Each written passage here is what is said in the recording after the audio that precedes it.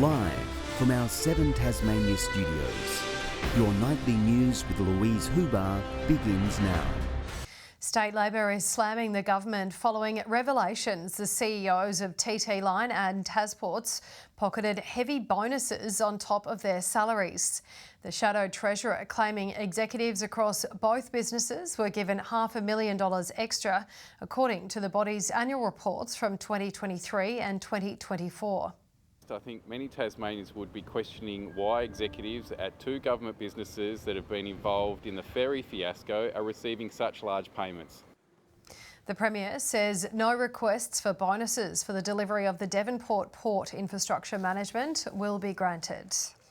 A fleet of eccentric and eye-catching cars rolled onto Parliament lawns today before hitting the road for Variety's annual Tasbash. The 6-day tour will see bashers head south before finishing in the northwest, all to celebrate the charity's fundraising efforts. A rolling procession of the weird and wacky. A convoy of colourful cars decked out in a motley crew of children's classics from Jurassic Park to Blinky Bill and the Smurfs. Drivers revving their engines, eager to begin a road trip for a cause close to their heart. And over the next 5.5 days, we'll be doing a lap of the map around Tasmania, visiting about 7 schools. This year's trek stretching from Bruny Island, Port Huon, all the way to Smithton, with a few surprises along the way. There'll be a few ins and outs and surprises for the bashers, giving participants a chance to see where all the money they've been raising throughout the year gets donated. They raise over $200,000 each year, and Tasbash is a celebration of their fundraising efforts. Every dollar counting, with donations especially vital in helping the charity provide support for children who are sick, disadvantaged or living with disabilities. Mobility and communication devices and equipment, educational resources, emergency cash relief. Drivers and passengers staying in costume throughout the road trip, creating a fun and entertaining sight for kids along the way. All these small towns across Tassie, everybody comes out and celebrates and waves and it's just awesome. To see the excitement on the kids is really what Tasbash is all about. Rebecca Gadineris at 7, Tasmania News.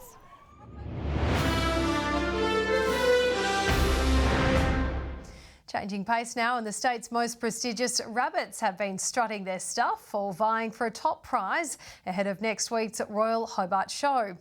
Ribbons and bragging rights going to the best in their categories, all optimistic up on the judging table.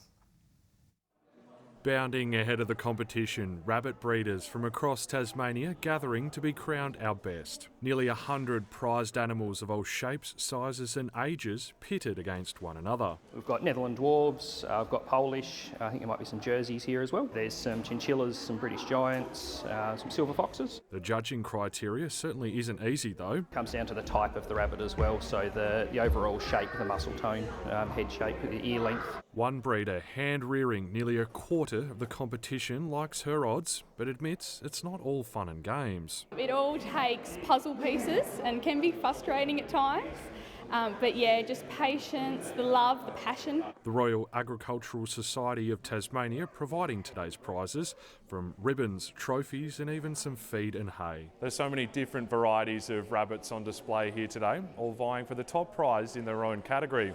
This one here, won't find out how he goes until a little later on today, still yet to be the subject of the strict judging criteria. Organisers expecting a much larger turnout when they can finally return to the Hobart Showground site next year when refurbishments are complete there. Will Body, 7 Tasmania News. Cute animals have been the order of the day in the north too, as Longford fills up for the annual show. There's something for everyone with show bags, snacks, sheep tossing and of course rides. What's the best ride? That bad one there. Yeah, that's good. It goes round and round, then goes backwards. Kingston Farm in the Northern Midlands winning the Tom Talbot Perpetual Trophy for Best Fleece in Show. There's a certain amount of luck in producing something like this, and it obviously caught the eye of the judges. It's a really soft fleece, it's a good length, it's good traditional style.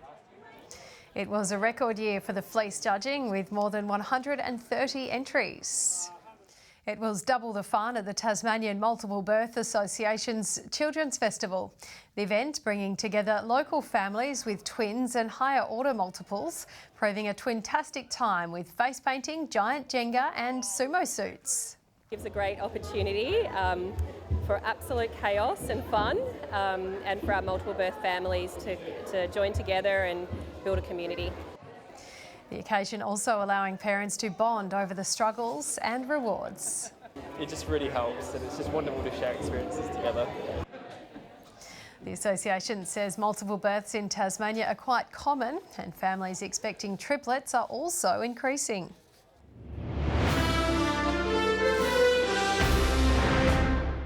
The Tasmanian Veterinary Hospital in Bellerive is celebrating a recent major refurbishment, as well as its 40th birthday. Facilities for obviously our imaging and diagnostics, new surgery suites and theatre suites, CT scanners, oncology areas. The public able to catch a glimpse of the state-of-the-art facilities today, putting our furry friends first. There's a lot more care around each pet that comes in, and so that's one of the fundamental things that we do. The practice is aiming to continue delivering top-tier medicine well into the future.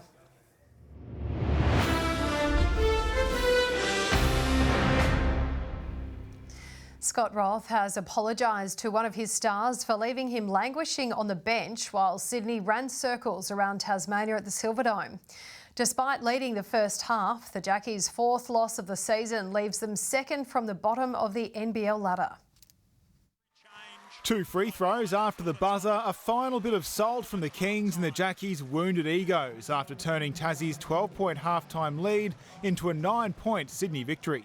Basically just got muscled and kind of pushed around a bit, and our Achilles heel is we can't score enough points to stay with teams, and it puts a lot of pressure on our defence. Jordan Crawford, by far the biggest scorer on the court, netting more than a third of Tasmania's points, mostly in the first half. But after the long break, buckets up the Jackies' end were few and far between, amid a ramping up of Sydney's defensive pressure. Craig Sword amassing 3 fouls in less than 5 minutes of game time, attempting to stop the hemorrhaging of points. The decision to leave the import on the bench until the dying minutes, prompting a mea culpa from the coach. You know, to throw him out there in the last 4 minutes is just it's not good to do that to a player. And on Sunday, he should be quite fresh, and we'll use him the best we can out there. And I expect him to play well for us. Now 2 from 6 for the season so far. The only way is up as the Jackies fly to Adelaide to play the 6th place 36ers tomorrow afternoon. It's kind of nice when you have a quick turnaround. You get a chance to look at what were the mistakes you made, things you can fix, and try fix it quickly. You don't have to dwell on it too long. Nick Kelly, 7 Tasmania News.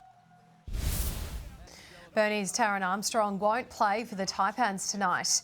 He was due to return this week after rolling his ankle before Cairns played Melbourne United.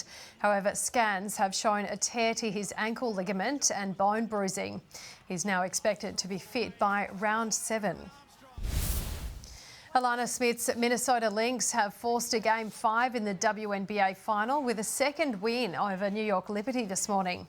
The Hobart Export landing 2 from 2 three-point attempts to score 12 points in the 82-80 win, which came right down to the buzzer. More magic! No! There will be a Game 5 Sunday night in Brooklyn. That's 11 a.m. Monday, our time, but the Lynx will be in enemy territory. The Hurricanes walk into tomorrow's T20 Spring Challenge final after their semi against the Melbourne Stars was abandoned this afternoon. The Canes reaching 166 runs after 18 overs before rain set in. Because they finished the pool stage second on the ladder, the honour of playing Brisbane in the final falls to the Canes. The Tasmanian men and women's teams have both recorded wins against the Northern Territory in the Bowls Australian Sides Championships at Club Tweed this afternoon. The women jumped to 3rd on the ladder. The men sit in 5th. They face Victoria in the last round tomorrow. Less than 2 minutes into his return to Australia, Launceston's Nathaniel Atkinson was celebrating with his new club mates at Melbourne City. After playing with Scottish side Hertford Midlothian for 2 seasons, he's come back at his old A-League team, which last won the final when he was in the side in 2021. With a few minutes until full-time, City is leading 1-0. Good evening, hope you're enjoying your Saturday. Hobart reached 22 degrees today, Launceston and Devonport our high with 26, Burnie reached 21. Friendly Beaches 22, St Helens and Ouse 21, Grove 19, Low Head 18, Flinders Island got to 17, Lyawini 16 today but cooler over King Island and Strawn. Early cloud over the south, contracted to the west late this morning with clear skies over the north. That looks worse than it really was. That cloud did clear. A line of thunderstorms stretches from the Kimberley through the Northern Territory and across to Queensland. Scattered cloud over southern WA. Tomorrow a high to our northwest dominates our region as a front and low sit over the Tasman Sea. Another front clipping Western Australia. Winds cooler west to southwesterlies up to 15 knots over the west, but as strong as 30 knots over eastern waters. So a strong wind warning is in there from Sandy Cape to St Helens Point and also from Tasman Island to South East Cape. A minor flood warning for the lower North Esk at Coralline. Sunday in Hobart, a top of 20 degrees, partly cloudy, same for Richmond, 21 the top for Ouse. Launceston, a high tomorrow of 23 but mostly sunny, partly cloudy for Devonport, 18 the maximum and 20 for Deloraine, partly cloudy there. Burnie partly cloudy as well, 17 the top, 17 for Strawn, bit of cloud about but fine, and the same for Curry on King Island. St Helens tomorrow 19 and mostly sunny, partly cloudy for Swansea, 19 as well and 18 the top for Whitemark. On Monday, fine after morning fog patches and light winds, a possible late shower over the south on Tuesday, otherwise fine, and on Wednesday a shower or two more widespread. Showers developing in Perth tomorrow, a sunny 25 in Adelaide, 19 for Melbourne and cloudy, windy and 22 degrees in Sydney, partly cloudy but fine and warm in Brisbane. Fine conditions at the moment, 15 in Hobart, 20 right now in Launceston and 18 in Devonport. And Louise, I know you've got a big day planned for tomorrow with your doof saxophone Pilates. Have a great morning. Oh, I certainly will, Murph. You should come and join me. Thank you for that. And that's all your news for this Saturday. Thank you so much for joining us today. We'll see you again tomorrow. Good night.